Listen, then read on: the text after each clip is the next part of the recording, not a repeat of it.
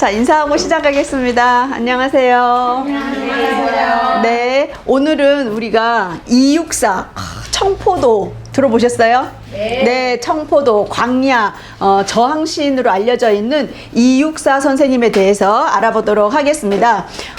이분에 대해서는 김희곤 그 교수님 계세요. 어디에 계시는 분이냐면 이제 경북대학교 사학과의 교수님이신데, 이 경북 지역, 안동 지역의 독립운동가들에 대해서 많이 발굴을 해놓으신 그 김희곤 교수님의 책을 바탕으로 수업을 하도록 하겠습니다. 자, 264 선생님이십니다. 이 264 선생님의 이 사진은 돌아가시기 전에 마지막으로 찍은 그 증명사진이에요. 근데 자신의 죽음을 예감했을지 이 사진을 찍고는 가족들이나 주변 사람들에게 주면서 나 보고 싶거든, 이 사진 보라고 주시고는 베이징으로 가셔서 감옥에서 돌아가시게 됩니다. 그래서 마지막 사진이 되겠습니다. 안경이 독특하시죠? 이 안경 도수가 없어요. 눈이 나쁘지 않으셨대요. 그런데 이분이 의열단이셨잖아요. 그 원래 의열단은 어때요? 오늘 죽더라도 여한이 없이, 그래서 그냥 폼생폼사. 네, 그래가지고 항상 이렇게 깔끔하게, 그리고 기본적으로 멋쟁이셨어요. 그래서 안경을 쓰셨다는 것을 그 따님이 증언을 했습니다. 자, 우리 이제 264 하면은 청포도라는 시가 제일 유명해요. 그래서 오늘 또 한창 이제 여름이어가지고 요새 청포도 많이 나오는 시절이어서 청포도 영상을 한번 보고 수업을 시작하겠습니다. 청포도 264. 내 고장 7월은 청포도가 익어가는 시절. 이 마을 전설이 주저리 열리고 먼데 하늘이 꿈꾸며 아라리 들어와 박혀 하늘 밑 푸른 바다가 가슴을 열고 흰 돛담배가 곱게 밀려서 오면 내가 바라는 손님은 고달픈 몸으로 청포를 입고 찾아온다고 했으니 내 그를 맞아 이 포도를 따 먹으면 두 손을 한뿍 적셔도 좋으련. 아이야, 우리 식탁엔 은쟁반에 하얀 모시 수건을 마련해 두렴. 너무 오랜만에 우리 중학교 때 외웠었죠. 아, 정말 아름다운 시입니다. 그래서 264 선생님도 본인이 자신이 가장 좋아했던 시가 이 청포도였다 그래요. 그리고 나중에 내가 진짜 이 시를 썼어? 이렇게 아주 좋아하셨던 그런 시라고 합니다. 이 264 선생님은 언제 태어나셨냐? 1904년에 어디죠? 경상북도 안동에서 태어나셨습니다. 우리가 안동하면 독립유공자가 엄청 많이 나온 동네예요. 우리나라가 일제강점기가 시작되기 전에 최초의 의병이 일어났던 곳입니다. 1894년에 갑오의병이 일어났던 곳이 바로 안동이에요. 그리고 독립유공자 포상자가 이 한 지역에서만 350명, 가장 많은 독립유공자를 배출한 곳이고, 그리고 1910년 우리나라를 일본에 완전히 빼앗기는 그 경술국치가 있을 때까지 한 70여 명의 그 지식인들이 자결 순국을 하셨잖아요. 그 70여 명 중에 세상에 10명이나 이 안동 지역에서 자결 순국하실 정도로 이 안동 지역이라는 곳은 그만큼 우리 독립운동사에서 아주 중요한 그런 지역이 되겠습니다. 그러면 어떻게 이 안동이 그러한 지역이 될 수 있었던가 하고 봤더니, 이 안동 지역은 조선시대부터 뭐예요? 사림들, 그리고 지식인들이 지역에 가서, 그러니까 관직을 하는 것도 아주 좋지만 관직보다도 어떻게 보면 더 소중하게 생각했던 것이 지역에 가서 그 제자들을 키워내는 일을 아주 가치롭게 생각했는데, 대표적인 곳이 바로 이 경상북도 안동이 되겠습니다. 그래서 이 264 선생님은 우리가 항상 독립유공자 지금 쭉 여러 명을 했는데 할 때 이제 조상이 누군가 보잖아요. 그러고 뭐 엄청 부자도 있었고, 뭐 또 심지어는 노비도 최재영 선생님 같은 경우는 그런 분도 있었는데, 이분은 조상이 누구야? 태계 이황의 14대 손이 되겠습니다. 태계 이황의 14대 손이니까 뭐 말 더 이상 뭐 설명이 필요 없겠죠. 그 정도로 가문이 있는, 뼈대에 있는 집안, 이 집안 자체가 독립운동가 집안이에요. 어떻게 볼 수 있느냐? 아버지, 이육사 선생님의 아버지가 이가호, 그리고 어머니는 허길 여사입니다. 그래서 이 아버지 이가호와 할아버지 이중직, 이런 분들은 이제 퇴계 항맥을, 이황의 항맥을 잇는 그런 아버지였고요. 이 부친 집안에도 그 자결 순국자라든지 이런 분들, 또 의병하신 분들이라든지 이런 분들이 많이 나오셨어요. 진성 이씨 집안에. 그런데 또 독특한 게 어머니야, 어머니. 어머니가 허길 여사예요. 근데 이 어머니의 아버지, 그러니까 외할아버지가 누구냐 하면 허형. 이분도 독립운동가셨어요. 그래서 두 분이 결혼해서 이렇게 자녀를, 육형제가 이제 나오게 되죠. 육형제가 나왔는데 둘째가 바로 이육사, 원래 본명이 이원록이에요. 그래서 이 어머니 집안을 잠시 보자면 이 어머니가 허길 여사인데요. 허길 여사의 둘째 아들로 이육사가 태어나시잖아요. 근데 이 허길은 누구냐? 허형의 딸이다. 근데 이 허형 선생님이 범산 허형, 이분이 독립유공자세요. 독립운동 하셨고, 이분의 사촌이 누구야? 왕산허위 선생님. 왕산허위는 누구냐면 의병장, 13도 창의군의 의병장에서 활동하셨고, 서대문 형무소에서 최초로 사형을 당하신 그런 독립유공자시고, 아까 우리 건국훈장에서 1등급이었던 장을 받으신 그런 의병장이세요. 31명 중에 우리나라를 위해서 목숨 바친 뭐 김구 선생님이나 이런 분들하고 같은 급으로 높이는 그런 왕산허위 선생님, 그 일가가 되겠습니다. 그리고 이 허길 선생님의 오빠가 되겠죠. 오빠 허발은 결혼을 해가지고 자녀를 낳았는데 그 중에 허은이라는 딸이 있었어. 이 딸은 누구랑 결혼했냐? 석주 이상용 선생님의 손자랑 결혼을 하게 돼요. 그래서 이 집안도 독립유공자 집안. 그리고 이제 어머니가 바로 이분이십니다. 이육사 선생님의 어머니가 허길 여사가 되겠고요. 특히 어머니의 남동생 있죠. 허규라는 분인데, 이 허규 선생님으로부터, 그러니까 외삼촌이죠. 이육사의 외삼촌인 이 허규 선생님으로부터 가장 많은 영향을 받았다라고 되어 있습니다. 그래서 이 허규 선생님도 독립운동하시고 의열단에서도 활동하신 그런 분이십니다. 또 허형식은 독립운동을 하시다가 장렬히 만주에서 다른 사람들을 다 피신시키고 전사하신, 그래서 우리 역사에서 아주 중요하고 특히 북한에서도, 또 북한뿐만이 아니라 중국에서도 이 항일 운동 투쟁사에서 중요한 분이 바로 이 허형식이라는 분이 되겠습니다. 그래서 이 집안이 다 독립운동가 집안에서 태어났어요. 이육사만 독립운동 한 게 아니야. 이 육형제들이 다 독립운동을 또 했어요. 그래서 특히 형인 이원기, 첫째 형, 독립운동 같이 하시다가 애국장을 받으셨는데, 동생들이 줄줄이 독립운동 하니까 집안 살림을 살고 이 동생들 옥바라지도 하고 본인도 옥고를 치러가지고 나중에 그 불구가 됩니다. 그런 아픔이 있으면서도 집안 건사를 했던, 제가 이 대목을 읽으니까 이분의 부인이 얼마나 고생했을까. 이 줄줄이 시동생들이 다 독립운동한다고 감옥에 가지를 않나 맨날 이러니까 얼마나 힘들었을까, 제가 그 생각이 드는 거예요. 그래서 형님도 큰형도 독립운동, 이 이육사 대표적인 독립운동, 이원일도 독립운동인데 이 이원일은 서화가였대요. 그렇게 글씨를 잘 쓰고 그림도 잘 그리는 유명한, 그 다음에 원조가 바로 이 넷째 아들이에요. 평론가, 유명한 평론가래요. 그래서 사실은 이육사보다 더 유명한 사람이 이 이원조야. 그런데 우리나라에서는 알려지지 않았어요. 왜 그러냐? 월북을 했거든요. 그래서 이분은 이제 일본의 도쿄에 가서 도쿄 법정대에 가서 공부도 하고, 그 다음 우리나라 와서 조선일보 기자도 하고, 이 조선일보는 지금 조선일보랑은 그 질이 달라. 예전에 이 민족 를 알리던 조선일보 기자도 했고, 그런데 이제 45년 해방된 이후에 월북을 해가지고 우리나라에서는 묻히게 됐습니다. 그런데 또 남로당 숙청할 때 숙청돼서 돌아가셨어. 감옥에서 돌아가셨어. 넷째.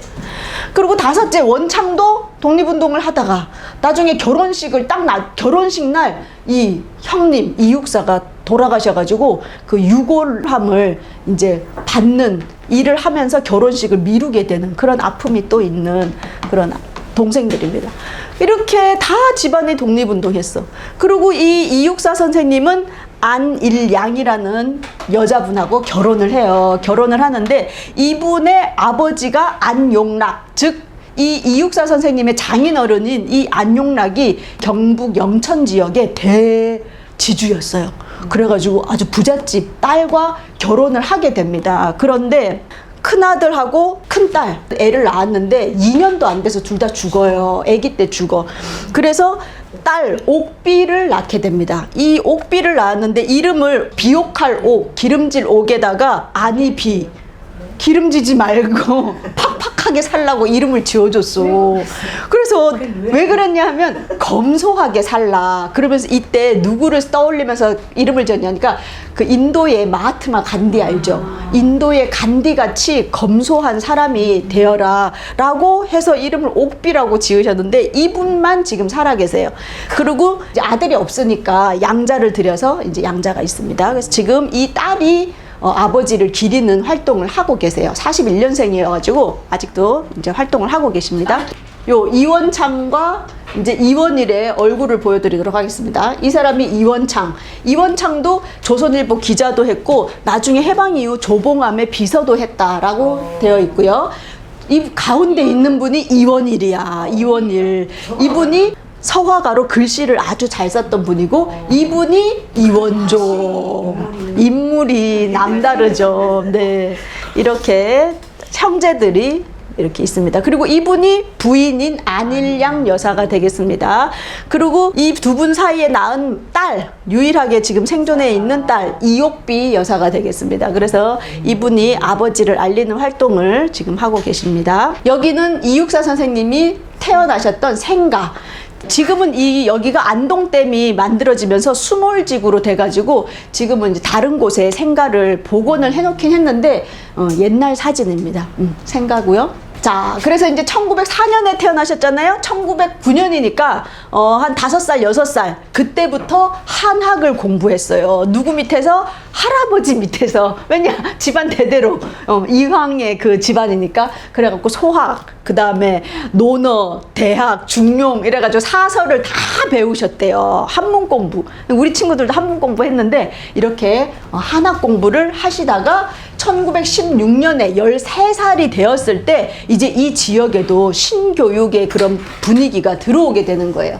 그러면서 이 진성 이씨 문중에서 퇴계 이황의 그 서원이 뭐죠? 도산서원, 유네스코에도 등재가 된 서원입니다. 도산서원의 그 땅을 재원으로 삼아가지고 학교, 보문의숙이라고 하는 이런 학교를 만들어서 이제 신교육도 같이 시키게 돼요. 그런데 나중에, 근데 1916년에 이 할아버지가 돌아가시면서 가세가 기울기 시작합니다. 그래서 나중에 이 이후로는 대구로 이사 가고 막 이사를 엄청 많이 다녀요. 그러면서 집안이 점점 이제 경제적으로 힘들어지게 됩니다.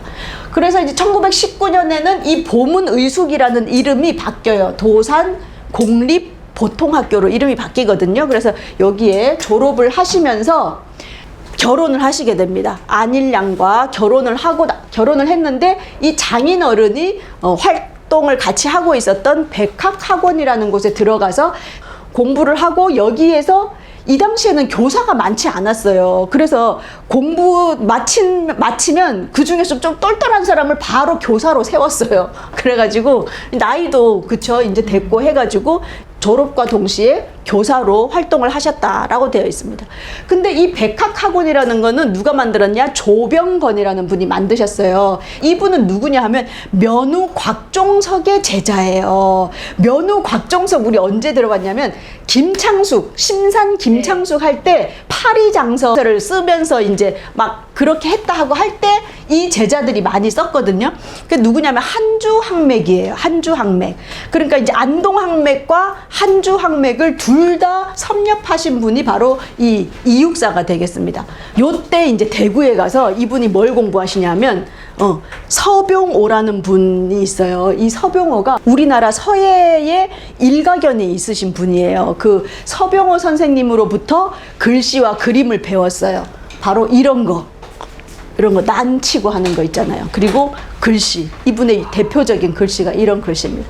그래서 이분으로부터 글씨와 그림을 배웠다. 그런데 바로 밑에 동생 원일이에는 발끝에도 미치지 못했다. 그 원일이가 그렇게 잘했다고 합니다. 1924년에 일본으로 유학을 떠나세요. 근데 사실은 요 결혼을 하셨을 때 결혼을 하고 싶지 않았어.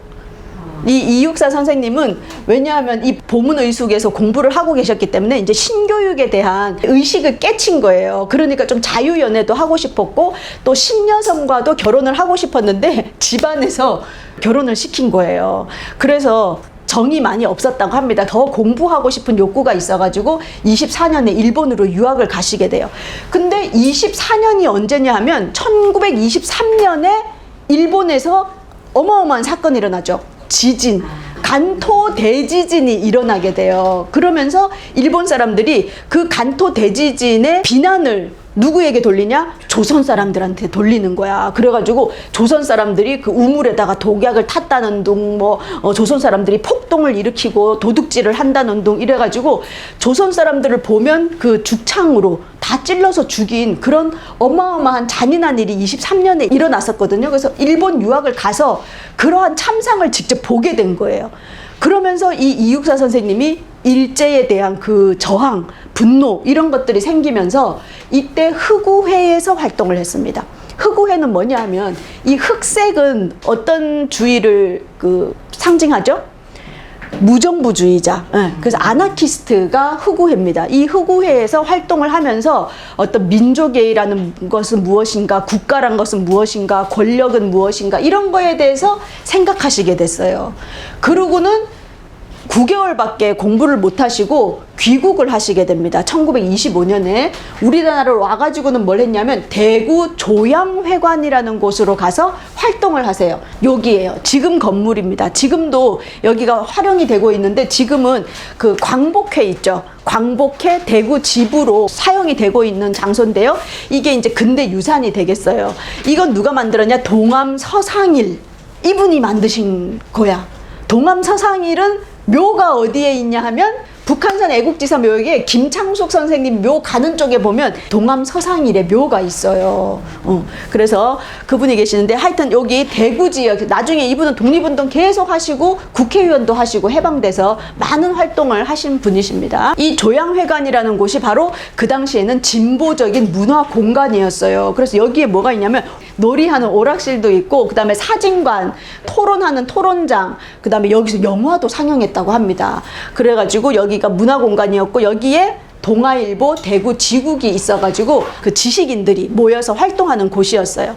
그런데 이때 중요한 인물을 만나게 되는데 누굴 만나냐? 이정기 조재만이라는 사람을 만나는데요.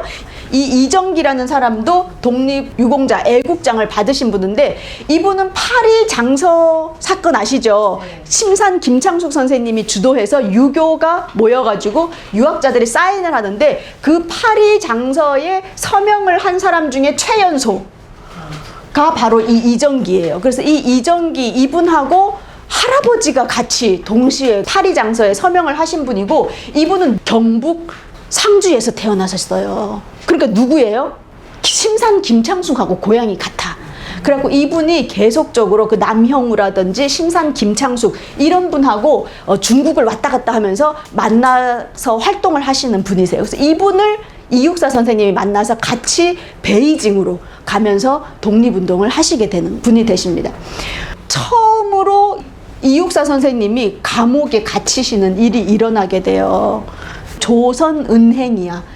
조선은행 대구 지부에 폭탄이 터지는 사건이 일어납니다. 그게 뭐냐? 바로 1927년에 일어난 장진홍 의거라는 거예요. 이분이 장진홍입니다. 군복을 입은 걸 딱 보니까 아시겠죠? 조선보병대 군인이었는데 이제 나라가 일본에 넘어가니까 나 일본의 군인이 되었네. 일본을 위해서 노력하는 사람이 되었네. 그러면서 이 보병대를 그만둬요.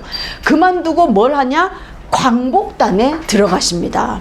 그래서 광복단에서 활동을 하시고 그리고 연해주로 건너가서 거기에서 군사훈련을 한다거나 무기를 구매한다거나 이런 활동을 하시다가 3.1운동 때 제암리 사건이라든지 피해가 일어나잖아요.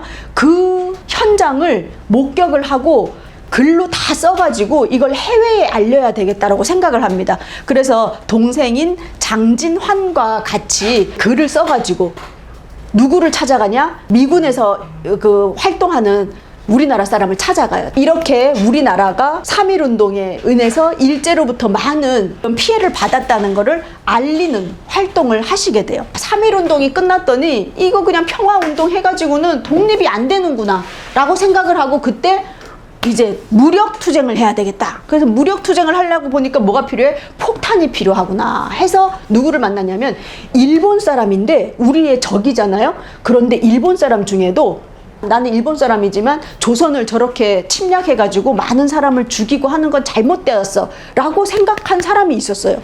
그 일본인 폭탄 전문가를 소개받아가지고 그 사람하고 같이 폭탄을 제조해가지고 근데 이 폭탄 제조할 때 돈이 많이 들잖아요. 이 돈을 누가 대줬냐? 이 장진홍의 동생인 장진환이라는 사람이 밭이랑 논이랑을 팔아가지고 큰 돈을 마련해줘가지고 일본 사람하고 같이 폭탄을 만든 거예요. 그래서 그 폭탄을 만들어가지고 그걸 이 대구에 있는 곳으로 대구에서 유명한 곳 이런 은행이라든지 경찰서라든지 법원이라든지 교도소 이런 곳에 보내야 되겠다 그래서 4개의 폭탄을 옛날엔 꿀이 아주 귀한 선물이었거든요. 그래서 꿀통에다가 폭탄을 넣어가지고 지금으로 치면 그 택배 하시는 분 있죠. 그런 분들을 불러가지고 이 4개를 어디에다가 갖다 배달해 주세요 한 거예요. 제일 먼저 들른 곳이 바로 여기였어요. 조선은행. 일본 은행원이 딱 받았는데 화약 냄새가 나는 거야. 그래서 뭐지 하고 탁 열어보니까 타들어가고 있어. 그래갖고 놀래가지고 밖으로 던지면서 그 3개 가지고 있는 것도 다 버리라고 그러고 딱 버리자마자 4개의 폭탄이 바바바바바박 다 터진 거예요. 그래가지고 은행에 70장의 유리창이 다 깨지고 파편이 대구역까지 날아가고 이 대구가 아수라장이 된 거예요. 그런 사건이 일어난 거예요. 그러고는 이분은 안 잡혔어. 변장해가지고 유유히 빠져나간 거예요. 그러니까 이 일본 사람들이 난리가 난 거야. 왜냐하면 그 전에 김지섭 의사라든지 김상옥 의사라든지 이래갖고 의열단들이 의열투쟁을 엄청 많이 하고 있었는데 대구에는 안 올 줄 알았더니 이 완전 폭탄이 그것도 중국에서 만든 건 그때도 잘 안 터졌잖아요. 근데 일본 기술자가 만든 4개의 폭탄이 너무 제대로 다 터진 거야. 그래가지고 근데 이분 잡지를 못했어. 행방도 묘연한 거야. 그러니까 일본이 가만히 있겠어요. 누구라도 잡아가야지. 그래서 대구에서 좀 한다는 지식인들은 싹 다 잡아갔어요. 특히 누구를 잡아갔겠어요? 그 조양회관에 들락날락 하는 사람들. 그래서 이때 이육사 선생님의 6형제 중에 4형제가 다 잡혀가요. 그때 엄청난 고문을 받아가지고 이육사의 형 이원일이 그래 내가 주모자다. 그래서 이원일은 큰형은 주모자, 둘째 이육사는 그 배달원, 셋째는 또 그거 상자에다가 글씨를 써. 이거 네 글씨 같아. 이래가지고 조작해서 4형제를 다 엄청나게 고문을 합니다. 그래서 이 첫째 형이 장애인이 되고 나머지 형제들도 그때 병을 다 얻어요. 너무 두드려 맞아가지고 이제 폐도 다치고 막 이래가지고 병이 들게 됩니다. 이분이 1년 후에 잡혀요. 동생이 일본에 가서 안경점을 열고 있었거든요. 그 안경점에 있었는데 어떤 여자를 변장을 시켜가지고 안경점에 가게 해가지고 큰 돈이 오고 가는 계약을 맺어서 그 계약을 성사시키고 저녁 먹는 자리에 일본 경찰관들 들이닥쳐가지고 이 둘을 다 잡아가는 그런 일이 있게 돼요. 그래서 결국 잡히니까 진범이 잡혀서 그제서야 1년 7개월 동안 감옥에 있다가 이제 무죄로 석방이 된 거예요. 억울하게. 그래서 이때 수형 번호가 264번이었어요. 그 64번이라는 얘기도 있는데 제가 이번에 공부해보니까 264번이 맞아. 이때부터 대구 이육사라는 이름으로 글을 몇 개 쓰기 시작합니다. 그래서 27년에 처음 감옥에 들어가셔가지고 언제 이분이 돌아가시냐면 44년에 돌아가시거든요. 해방을 1년 앞두고 총 17년 동안 독립운동을 본격적으로 하시게 되는데 17년 동안 감옥을 몇 번 갔느냐? 보통 뭐 3번, 뭐 5번 이렇게 얘기하잖아요. 17번을 감옥에 갔어요. 거의 1년에 한 번. 그러니까 1년에 여러 번 잡혀가는 거지. 그래서 이제 병이 드시거든요. 그래서 29년에 겨우 이제 감옥에서 온몸이 만신창이가 돼서 나오셔가지고 그 다음 해인 1930년이 경오년이었어요. 경오년 하면 오가 뭐냐면 말이야. 백말띠 해여가지고 이때 처음으로 시를 발표하십니다. 그 시가 바로 말이라는 시예요. 그래서 이때는 이름을 뭐라고 쓰셨냐? 이활, 활이라는 이름으로 필명으로 쓰셨어요. 흐트러진 갈기, 요 말이죠. 보세요. 흐트러진 갈기, 후줄근한 눈, 밤송이 같은 털, 오 먼 길에 지친 말. 너무 지친 거지. 2년 동안 체죽에 지친 말이여. 수긋한 목통, 축 처진 꼬리, 서리에 번쩍이는 내 굽. 오 구름을 해치려는 말, 새해에 소리칠 흰 말이여. 그러니까 이 앞부분은 뭐예요? 계속 힘든 거야. 이제 감옥에서 막 너무 힘든 얘기지만 마지막에 새해에 소리칠 흰 말인 거야. 이제 새해를 밝았지만 내가 2년 동안 그 고문을 받고 힘들었지만서도 나는 이 새해에 소리치면서 다시 일어나겠다. 이런 의지를 다진 시를 처음 쓰게 됩니다. 그래서 이분의 이름을 보면 태어날 때는 이원록이었어요. 근데 동네에서 불릴 때는 이원삼. 그래서 친구들이 야 여기 또 경북이잖아. 그러니까 원세마 원세마 이렇게 불렀대요. 이원삼. 그 다음에는 이활이라는 이름으로 글을 많이 쓰셨고요. 그 다음에 대구 이육사라는 이름. 그리고는 이름이 육사로 바꿔요. 한자로. 근데 이 육사는 뭐냐 하면 고기를 먹고 설사하다라는 뜻이래요. 그러니까 이 시대를 조롱하는 거야. 뭐 고기 먹고 설사하는 그런 이육사. 이름을 육사로 바꿔요. 이 육은 무슨 육자면 죽일 육. 그 다음에 역사사예요. 그래서 일제에 지금 핍박받은 이 역사를 죽여버리겠다 이런 뜻인 거야. 그러니까 집안 어른이 야 그거 이름 너무 세다. 일본 사람 너 아무래도 맨날 잡혀가는데 이름이 그러면 되겠냐. 좀 유하게 바꿔라. 그래서 대륙 육자로 바꿔서 이육사. 그래서 최종 우리가 알려진 이름은 이 이육사 이름을 쓰게 됩니다.